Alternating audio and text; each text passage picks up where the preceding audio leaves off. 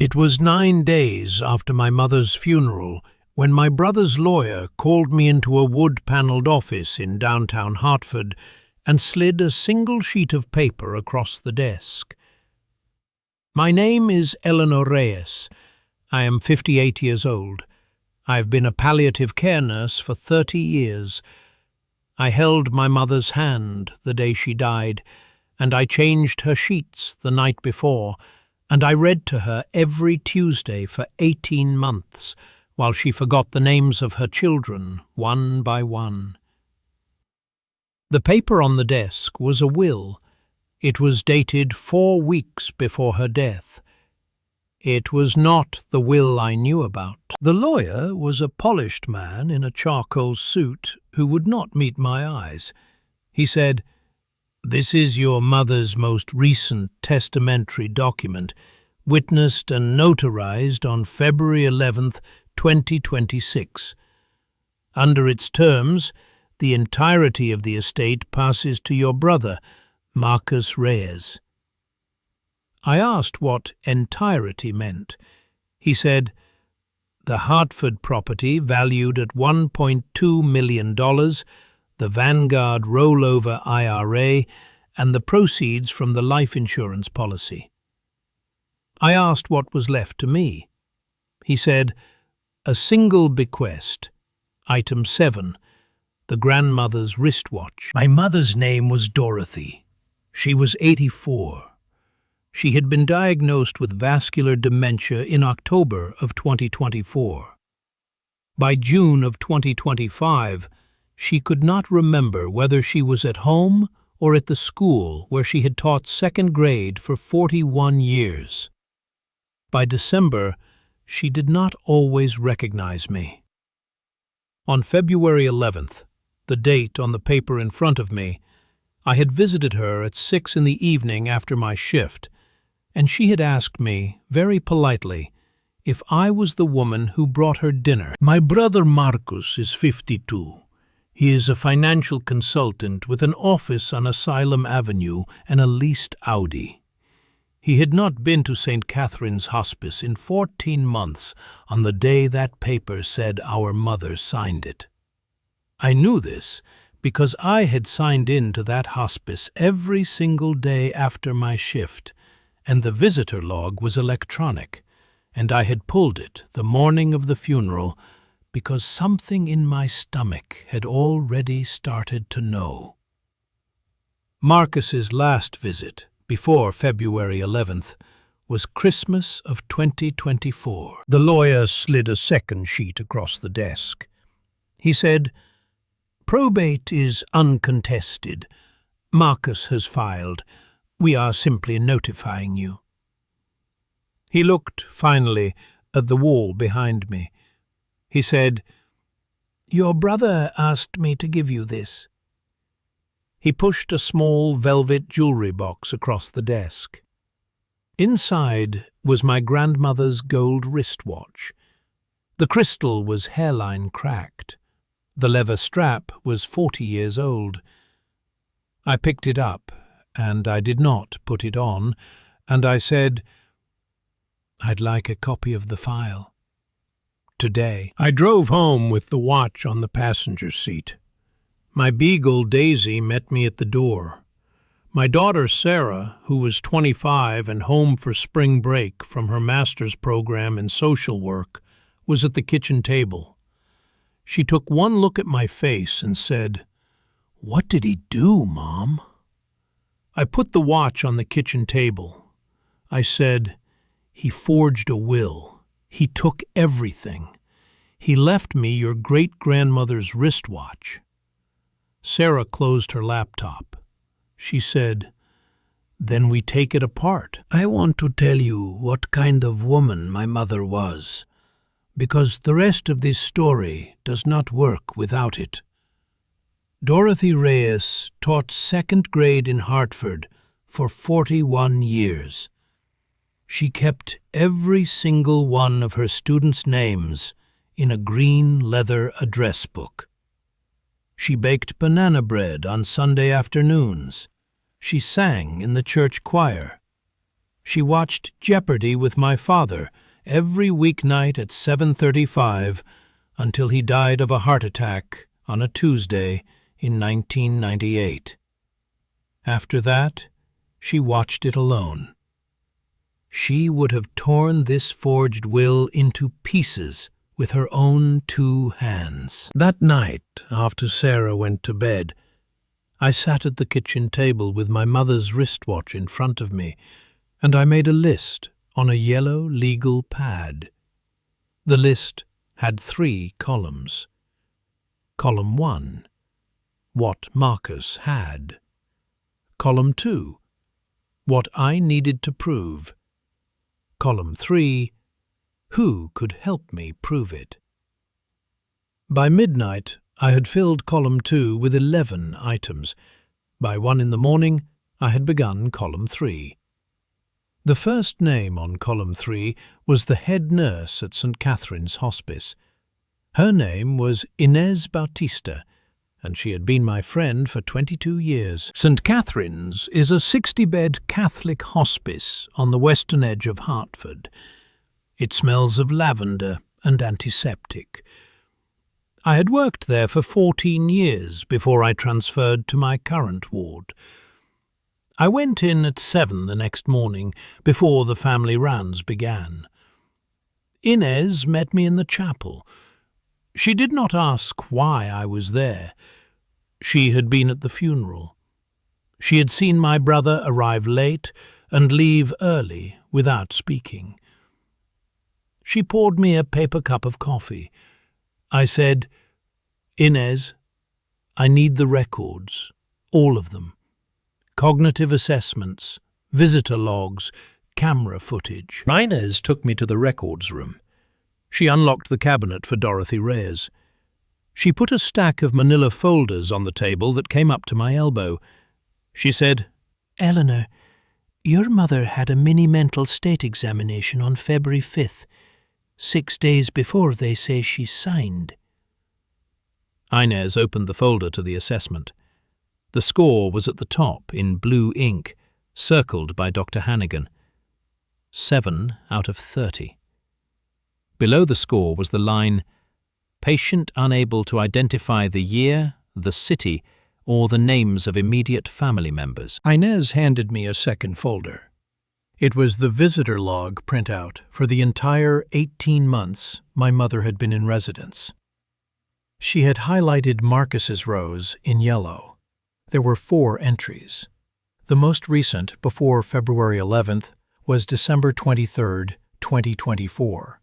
A 41-minute visit during which he had left a poinsettia on the bedside table and never come back. The next row was February 11th. He had arrived at 2:17 in the afternoon. He had brought a guest.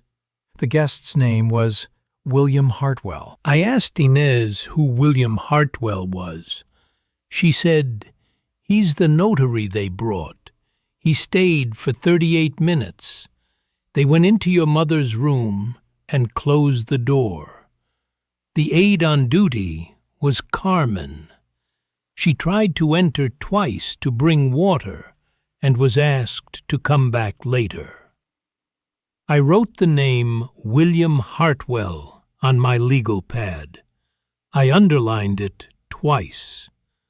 Inez said, "Eleanor, there's the camera footage from the corridor.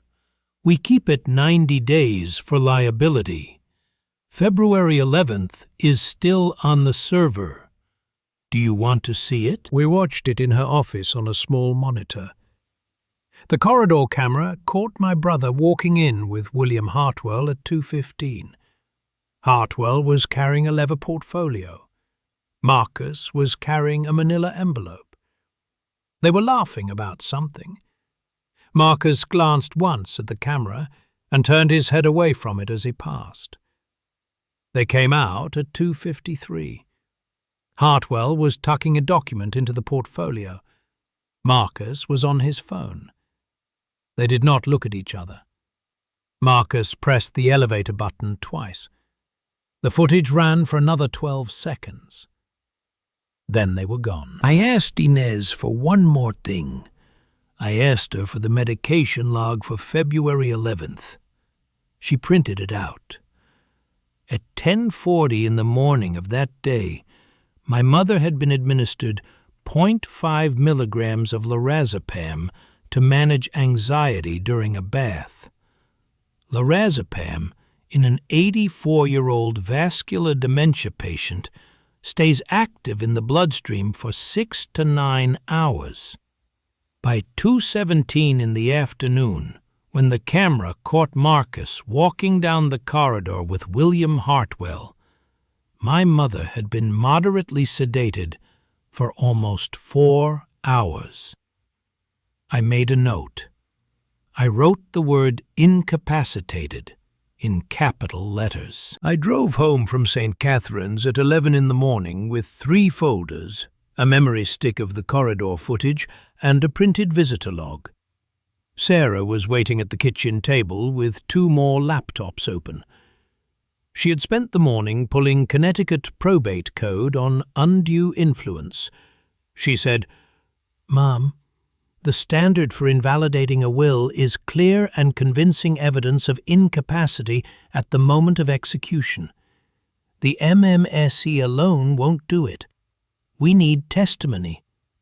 I said, "Then we get testimony." Daisy put her head on my knee. I said, "We get it from William Hartwell." That night I went into my mother's storage unit on Wethersfield Avenue.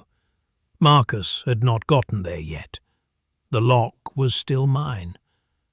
I found the box marked Dorothy Phone in her own handwriting.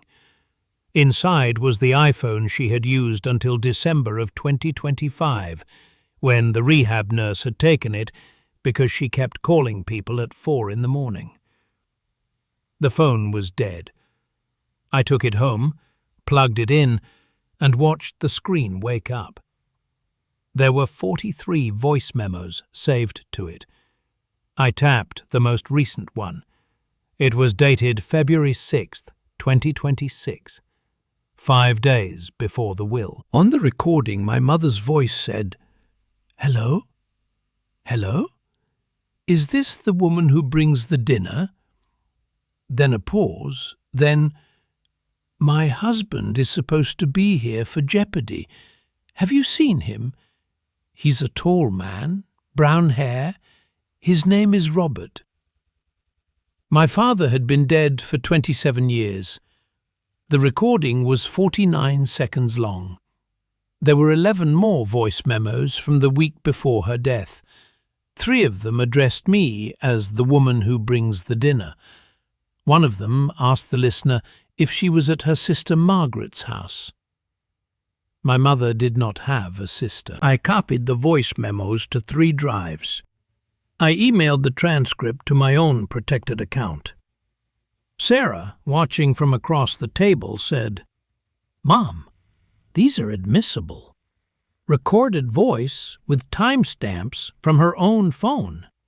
This is testimony from her." I said, "It's better than testimony. It's her." I poured myself a glass of water. I sat for a long time with my hand on my mother's iPhone. Daisy lay across my feet.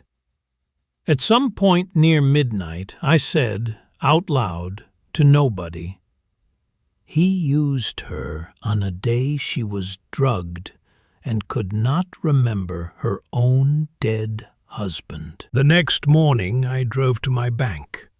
My mother's checking account had a co-signer line for emergencies that I had set up in 2020. I had access to her statements. I printed 12 months going backward from February.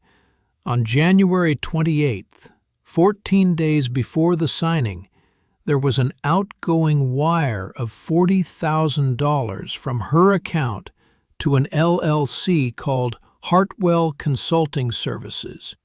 The memo line said, in my brother's handwriting on a check carbon I recognized, "Estate planning consultation." Dorothy Reyes had not held a pen well enough to sign a check in over a year. I ran a Connecticut Secretary of State search for Hartwell Consulting Services. It was registered to the same residential address listed on William Hartwell's notary commission. He had paid himself with my mother's money 2 weeks before notarizing a will in her name. I printed the registration record. I printed the wire confirmation. I printed Hartwell's notary commission license. I printed the carbon of the check. I clipped them together with a binder clip. The binder clip stack was now 4 inches thick. I labeled the stack Column 2. Sarah called me from the law school library, where she had gone to use the Westlaw terminal. She said, "Mom, William Hartwell has been disciplined twice by the Connecticut Notary Commission. Once in 2019 for failing to verify a signer's identity. Once in 2022 for notarizing a document outside the signer's presence. Both complaints were settled with continuing education and a fine. He is still active." I said, "Of course he is." She said, "He has a pattern, Mom. Both prior complaints involved elderly testators in nursing facilities." I wrote that down in column 2. That afternoon, I called the only probate lawyer I trusted in the state. Her name was Dana Brooks. She had managed my mother's original estate planning in 1998, after my father died. She had drafted Dorothy's actual will, the real one, signed in her own kitchen with her own pen on a Saturday morning in November of 1998, witnessed by 2 neighbors who were both still living in West Hartford. I asked Dana to lunch. I told her the entire story in 46 minutes over a bowl of soup at Max Burger. When I finished, she did not say anything for a moment. Then she said, "Eleanor, bring me everything. We file Monday." We did not contact my brother. We did not warn his lawyer. We did not give him a chance to clean anything up. Dana filed the petition to invalidate on the morning of March 16th. She asked the court to subpoena the hospice's medical records, the corridor footage, the medication log, and William Hartwell's notary journal for the entire month of February. She asked for the bank records. She asked for the carbon of the check. She named William Hartwell as a fact witness. The petition went to Judge Margaret Tyne in the Hartford Probate Division at 4:11 in the afternoon. Marcus's lawyer responded the next day with a motion to dismiss. He called the petition a, quote, "disappointed siblings' grief-driven delay tactic," close quote. He attached a 1-page affidavit from William Hartwell that said the testator had been, quote, "alert and oriented and clearly expressed her wishes," close quote. The affidavit was 3 sentences long. It was unsworn. Dana read it. She put it down. She said, "Eleanor, he doesn't know what we have." I said, "Let's keep it that way." Dana brought in a forensic geriatric psychiatrist named Dr. Robert Liu. He reviewed every cognitive assessment Dorothy Reyes had received in the 18 months prior to February 11th. He listened to the 11 voice memos from the week before the signing. He watched the corridor camera footage. He wrote a 31-page expert report. The conclusion was a single sentence in bold. "It is my professional opinion, to a reasonable degree of medical certainty, that Dorothy Reyes lacked testamentary capacity on February 11th, 2026. Dana subpoenaed the bank wire from Hartwell Consulting. She subpoenaed Hartwell's tax returns through state pension reciprocity. She subpoenaed his notary journal. She found 3 other entries in the same journal, 3 other elderly clients in residential care facilities, within an 18-month window before my mother's signing. Dana sent letters to all 3 families. She did not tell them what to look for. 2 of them called her back within 48 hours. The 3rd called back within 5 days. There was a man in Newington whose father had signed a will 3 days after a stroke that left him partially aphasic. There was a woman in Glastonbury whose grandmother had transferred a Naples, Florida condo to a nephew while in skilled nursing for end-stage Parkinson's.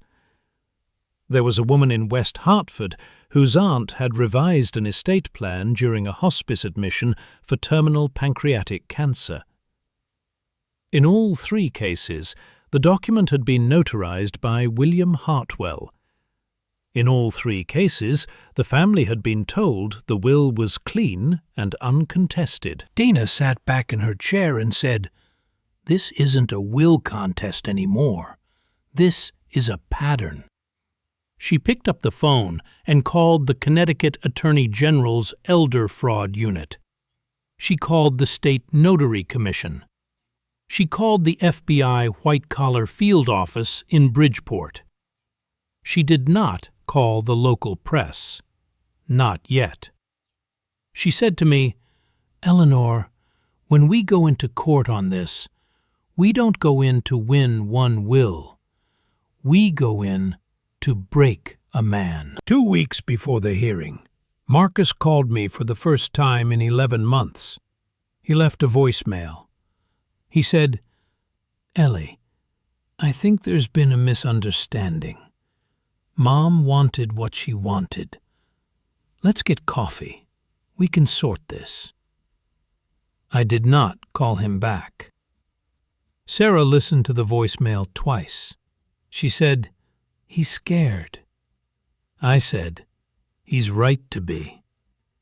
Daisy put her head on the kitchen table next to the phone, and I scratched her ears, and I deleted the message. On the night before the hearing, I went to St. Catherine's Hospice for the last time. I sat in the chapel for 30 minutes. I did not pray. I thought about the day I had taken my mother in 18 months earlier, when she had asked me whether I was the woman who came on Sundays, and I had said, "I'm Eleanor. I'm your daughter." And she had patted my hand and said, "Of course you are." I left the chapel at 9:15. Inez was at the front desk. She nodded at me. I nodded back.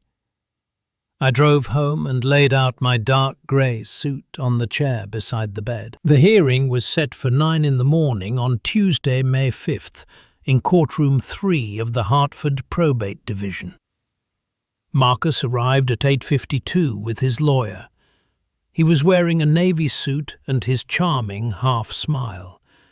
He sat at the petitioner's table and did not look at me. William Hartwell arrived at 8:58 in a tan blazer and rimless glasses.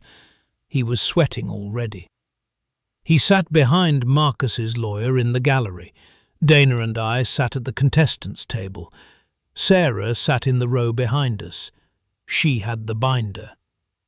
The binder was now 7 inches thick. Judge Tyne called the docket at 9:03.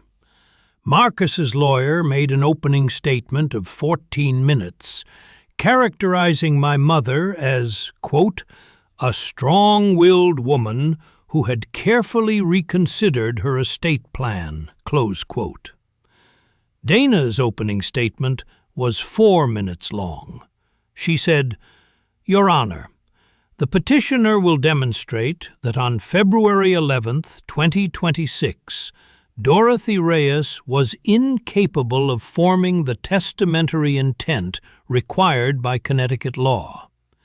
We will do this through medical records, through corridor surveillance footage, through her own recorded voice on the day of the signing, and through the testimony of one witness in particular. She did not name him. The judge raised an eyebrow. Marcus's lawyer began to look uncomfortable. Dr. Liu testified for 41 minutes. The MMSE went into evidence.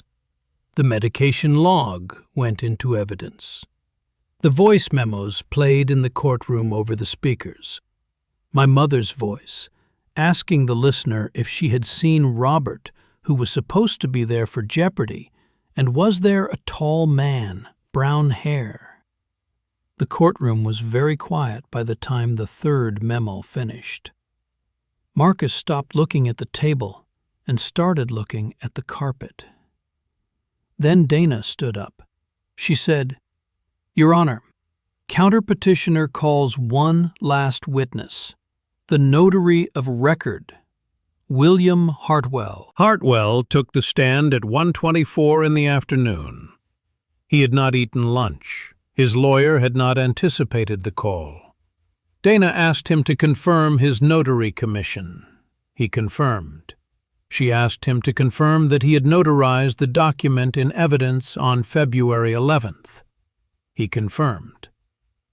She asked him whether at the time of the signing the testator appeared lucid. He paused.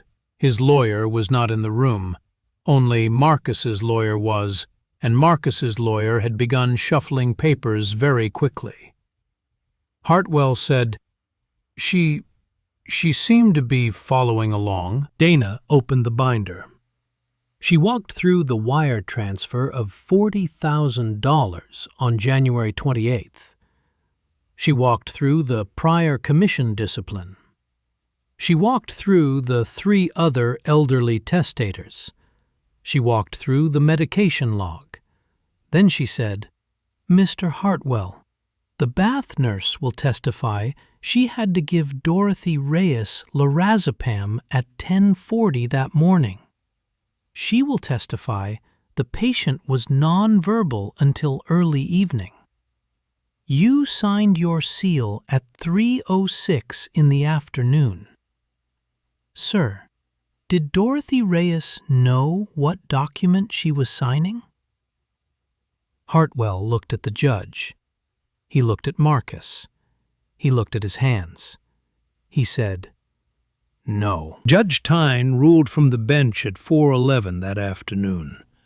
The will of February 11th was declared void for lack of testamentary capacity and for evidence of undue influence by a fiduciary in conjunction with a notary acting in violation of his commission. The original 1998 will was reinstated. The estate passed in equal shares, as my mother had actually wanted, to me and my brother, with the residence and her medical directives remaining under my control as her named executor. Within 72 hours, William Hartwell's notary commission was suspended. Within 9 days, the FBI Bridgeport office opened a federal elder fraud investigation into Marcus Reyes. Marcus did not contest the federal indictment. He pled to wire fraud and elder financial abuse on the advice of new counsel and was sentenced in November to 51 months in federal prison. He was disbarred from the financial industry. He lost his consulting license. He lost the leased Audi. The other 3 families whose elderly relatives were notarized by Hartwell filed civil suits in succession, and over the next 16 months recovered everything that had been moved improperly.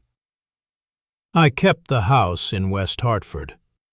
I kept my mother's piano. I kept her green leather address book with all of her students' names. And every morning before my shift, I clipped my grandmother's gold wristwatch to the front of my nurse's uniform, where the second hand could keep time with the pulse of the people I cared for. If this story stayed with you, subscribe. We tell stories like this every night.